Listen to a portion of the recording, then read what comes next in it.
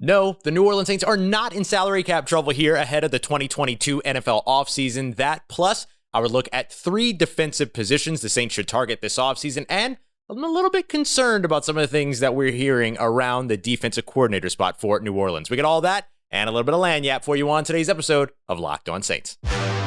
You are Locked On Saints, your daily New Orleans Saints podcast. Part of the Locked On Podcast Network, your team every day.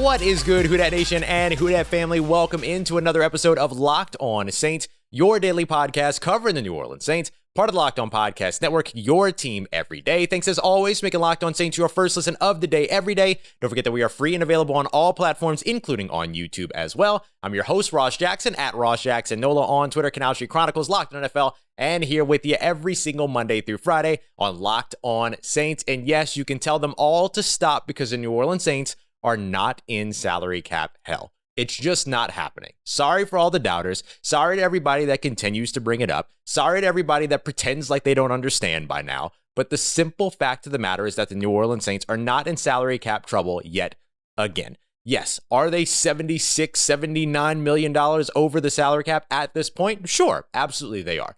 But do they have a ton of cost-saving measures previously planned to help them get out of that? Also, yes. And I don't know why we continue to ignore this. I don't know why they continue to ignore this. I don't know why this is a narrative every single offseason. This might be the narrative that actually irks me more than the old Sean Payton to Dallas narratives used to irk me. Those didn't really ever bother me. This whole thing, every year we pretend like the New Orleans Saints are going to, go bottom up and they're going to end up in a situation to where it's all going to catch up on them is the whole thing that people usually say. Well, it hasn't caught up.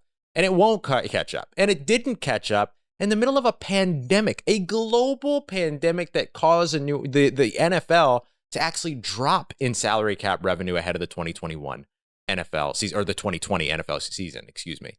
And so I don't get why we continuously have to do this, but we do. So let's do it because it is a joy and a pleasure for me to get to talk about it. Yes, the New Orleans Saints are around $75 to $80 million over the salary cap at this time as I record this on February 18th.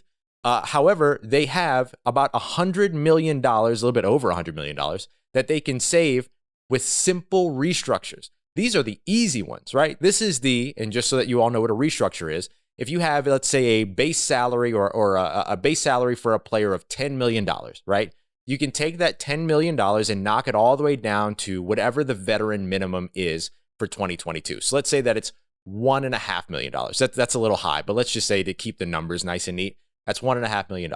That means that you take that $8.5 million off the top of that and then turn it into a signing bonus, which you can stretch out over the course of 5 years. And if you're doing that, then you're not really paying a ton of extra money over the course of those 5 years. Because if you take $8.5 million, and I'm using a calculator, $1.7 million. So from 2022, you can take somebody with a $10 million salary cap and end up dropping them all the way down to $3.2 million in terms of what their cap hit is. Because you're taking their base salary, dropping it down to the $1.5 million. You're taking the remainder of that money off the top and you're spreading it out over 5 years, including the present year. So that 1.5 plus that $1.7 million comes together for $3.2 million. And you've saved yourself at that point $6.8 million off the top of the salary cap. And that's the easy stuff. And the New Orleans Saints can do that on their way to saving over $100 million. Now, understand that. That means that the Saints could potentially have over $20 million to play with over the course of this offseason. And keep in mind, yes, they have to sign a quarterback. Yes, they have to bring in another wide receiver. Yes, they should go to free agency for a tight end. They'll probably need to, scoop up some guys in terms of offensive line. They'll need to work to retain players like Marcus Williams and Kwon Alexander and so on and so forth. Yes, absolutely. But remember that each one of those contracts that we're talking about carries and is going to carry a very low first-year hit for the most part, because that's the way that the Saints structure their contracts. You might give somebody a $40 million deal, but you're not going to pay them $10 million evenly over the course of the 4 years of the contract. You're going to pay them $1 million or $2 million the first year plus a signing bonus, and then the base salary is going to escalate in years 2, 3, and 4. It was one of the big reasons why ahead of the 2020 season, it was such a big deal for the CBA to be negotiated and done before that season began, because otherwise it would have put a limit on the scaling up of expenditure from season to season, right? You wouldn't have been able to jump as far as you can. Now, you can pay somebody $1 million or let's say $2 million their first year, and then jump that all the way up to $15 million in their base salary the second year. There's no limit in terms of what that gap is. So the Saints can keep the first year hit pretty low, and then in terms of making the player happy, give them a larger signing bonus, give them more guaranteed money, and then all of a sudden you're in a situation to where your cap hit for the first year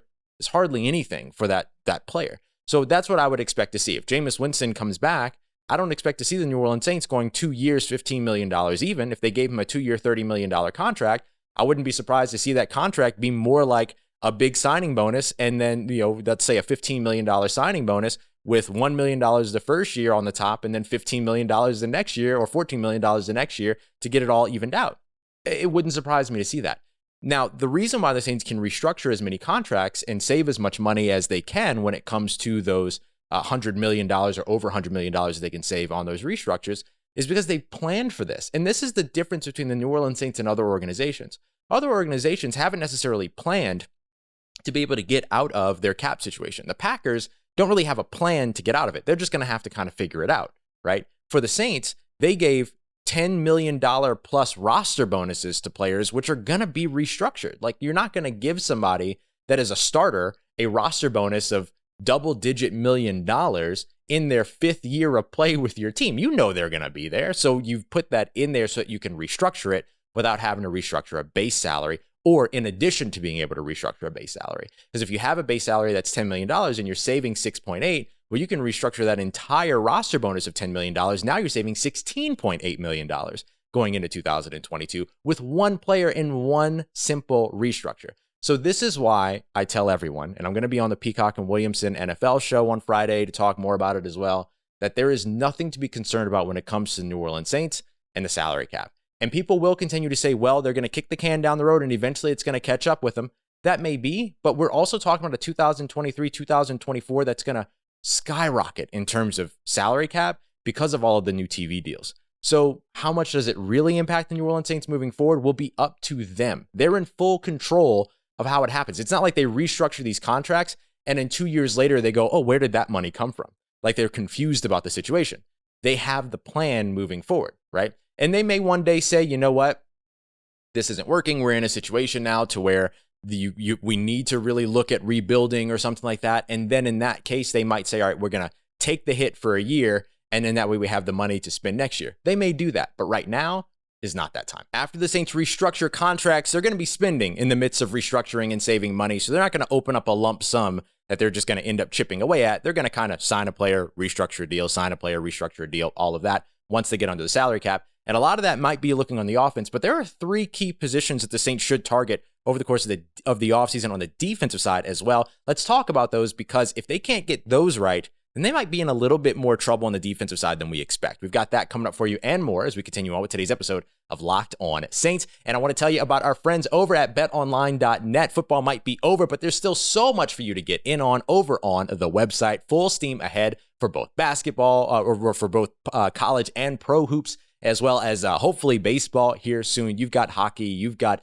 MMA, UFC, boxing, a whole bunch of stuff that you can still get in on, even though that football season is over for now. So if you want to check out all of the latest odds, props, and lines, betonline.net is the best place for you to do it. Best place to get all of your sports betting needs. It's the #1 place, the absolute best place, and of course our exclusive online betting partners as well, for you to get all of the sports analysis, all of the sports podcasts, all the sports news that you need. So go check them out, betonline.net. Head over to that brand new redesigned layout on the desktop site or on the mobile site as well. You can check it all out at betonline.net, where the game starts. All right, family, continuing on with today's episode of Locked On Saints. The New Orleans Saints have a lot of needs over on the offensive side, but they do have a few on the defensive side that they'll need to address over the offseason as well. And they've got 3 different ways that they could do that: in-house free agents, outside free agents, and the draft. As always, I thank you so much for making Locked On Saints your first listen of the day. So let's go ahead and break it all down. There are 3 key defensive positions that I think that the Saints need to take a look at, and they are at all 3 levels. You, of course, have the safety spot, which is going to be the biggest one. Big key in-house free agent there. Linebacker, another big key in-house free agent there as well, but some things you can do to go outside of the organization.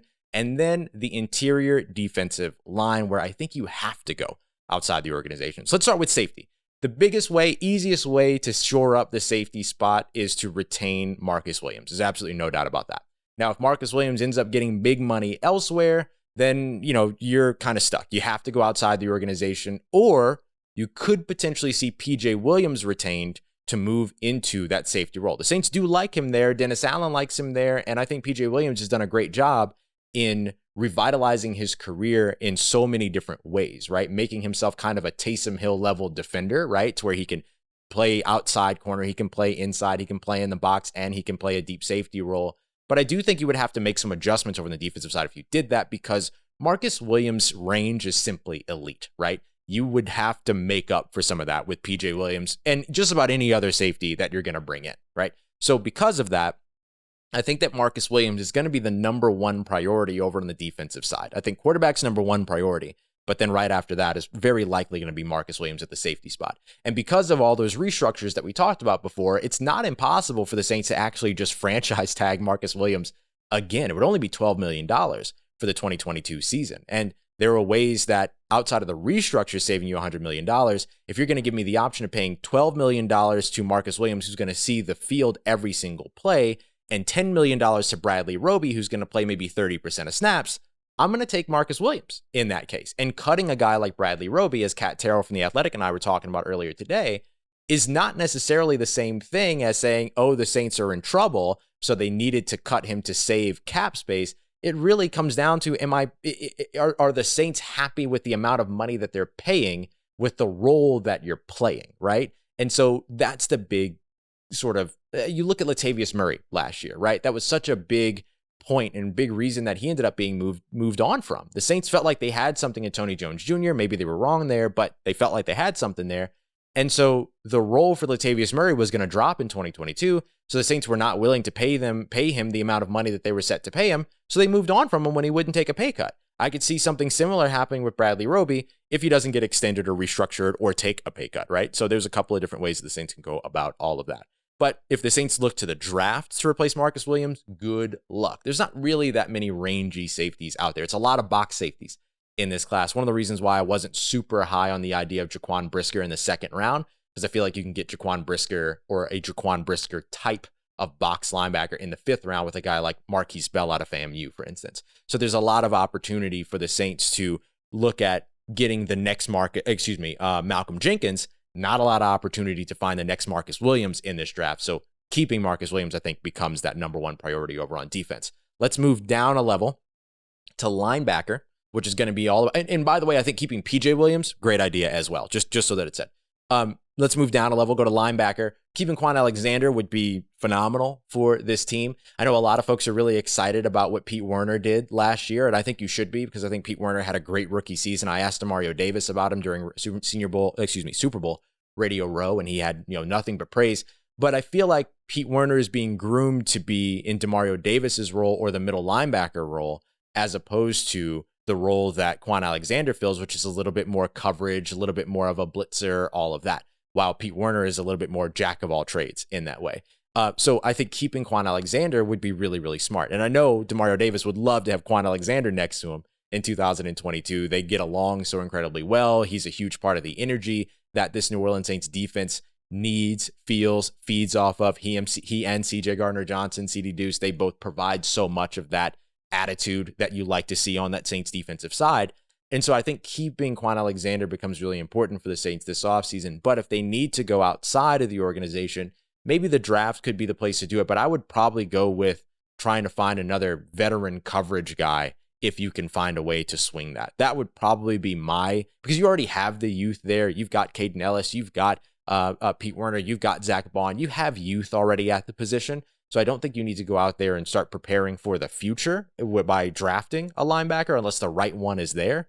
But instead, go out and find that veteran guy that can step in and replace and be that guy next to Demario Davis. That's kind of the way that I would go about it. Or even be the guy behind Pete Werner, who now lines up behind Demario Davis, but getting that veteran that has the experience, I think, would be a smart decision. And finally, defensive interior. The New Orleans Saints weren't terrible here in 2022, and that included not having David Onyemata for the early portion of the games, all of that. So I think, when you look at 2021, you might say, well, Ross, what's wrong? Why would you want to address the defensive interior? They look pretty okay. I just think that there's a lot of players that won't be on that defensive interior next year. I mean, there are going to be players with expiring contracts that are going to be gone that might not be brought back. And instead, you might have to kind of rebuild this position group a little bit. And, you've got David Onyemata, which is great. And that's a fantastic start. You've got young talent like Albert Huggins. You've got guys like Shai Tuttle, all of that, who I would assume that the Saints will bring back this offseason. But if you lose any of those pieces, or even if you retain all of those pieces, I still think you should go for another young, penetrating 3-tech to 5-tech type of a player, a Perion Winfrey, despite the fact that he gets a lot of inconsistency complaints. But remember, one of our favorite prospects back in 2019, I believe, coming out of Notre Dame, got the same situation, right? Got the same conversation. Oh, he writes poetry and he travels and he cares about stocks and trades. So because of that, he's inconsistent and he's not going to play consistently, which is just ridiculous. And so, let's wait and see what a guy can actually do when he gets to the field. How about that? And so I think when you have guys like Perion Winfrey, when you have a guy like Phil Mathis, who would be coming in from Alabama, who's a fantastic leader, you think about some of the explosive defensive interior guys from, I'm going to say the guys from Georgia, but they're probably going to be off the board pretty early, right? Those are going to be first round guys, especially with the Panthers and their love for nose tackles. And so I think that the draft is a great place to go for this, though, to be able to rebuild there. But, you might find a couple of free agents here and there. And the Saints have done a really good job with free agents in the defensive interior. Usually, you think about guys like Malcolm Brown, for instance, guys like Nick Fairley, like they've done a good job bringing in that talent into the defensive interior. They pursued Ndamukong Suh. Like they're really into what they can do there because the run game and their ability to defend the run game is so important to them. And now with Dennis Allen at head coach, you would imagine that even becomes more important in that way. So it'll be really interesting to see how the Saints impact or find a way to impact themselves at all three of these spots. But two of them they can solve with in-house guys. One of them, I think they need to go outside of the organization, whether it be free agency or draft. That's defensive interior. But in order for them to get any of that really in line or in check, they're going to need to figure out their defensive coordinator position. As of right now, is still open. We know Pete Carmichael is going to be the offensive coordinator, but there are two in-house options that everyone seems to believe are the favorites. I myself also agree. Kris Richard, currently the defensive backs coach, and then, of course, your defensive line and assistant head coach, currently in Ryan Nielsen. But there's a little bit of news that's kind of trickling out about a potential co-defensive coordinator situation. I'm going to explain why that makes me nervous. I think too many cooks in the kitchen, not a great idea. Let's talk about that as we continue on and wrap up today's episode of Locked On Saints. But first, our friends over at Built Bar. Look, I get it. We're in February now, late February. It is time at this point to where people start to fall off of their New Year's resolutions and all of that. But if you have one to get fit or you have one to eat healthier, I want to make sure that Built Bars are a part of your plan because they're going to help you do all of that. And if you haven't tried them already, Built Puffs make it even more enjoyable. You're talking about marshmallowy, super sweet, super flavorful things like cinnamon churro. You've also got a couple of like lemon and strawberry flavors in there as well. So they're protein bars, but they're made with marshmallows and of course covered in 100% chocolate, just like every Built bar is. You're getting 17, 18 grams of protein. I don't know how they did it, but they infuse protein into marshmallows so that you can really, really enjoy your protein bars and you're still only getting 4 or 5 grams of sugar, 4 or 5 grams of net carbs as well. And of course, they still have all of the flavors, the standard flavors that you know and love, like mint brownie, coconut, as well as coconut almond. And now they also have white chocolate cookies and cream for you to try out. So don't wait. Head over to built.com right now. Use the promo code LOCKED15, LOCKED15, so you can get 15% off of your next order. That's at built.com. Let's get it, Who Dat Nation. Wrapping up today's episode of Locked On Saints with why I'm concerned about what I'm hearing and what we're all hearing about this conversation around co-defensive coordinator for the New Orleans Saints. And maybe I'm just being a little bit prudish, right? Maybe this is something to where it's like too new, too different, and change scares me. We'll find out. But when it comes down to it, I get a little bit worried about too many cooks in the kitchen. You have a defensive head coach that wants to call the plays, and then you're talking about potentially having co-defensive coordinators in Ryan Nielsen and Kris Richard. That's 3 different guys trying to run one thing. It just feels like a little bit too much. Now, if any coaching staff can pull it off, the synergy with the New Orleans Saints coaching staff should be able to support it. But I get a little bit concerned because what is the division of labor there? if Dennis Allen is going to call all the plays and he's going to do all the situational stuff, then what do you have Ryan Nielsen and Kris Richard doing? Are they focused on installing? And then are they focused on installing, one doing the front seven and one doing the secondary? Because if so, just stick to your position roles. I don't necessarily get it. And maybe I'm dumbing it down too much. Maybe there are other responsibilities, but it goes beyond just game day, right? It goes across the practice week and all that.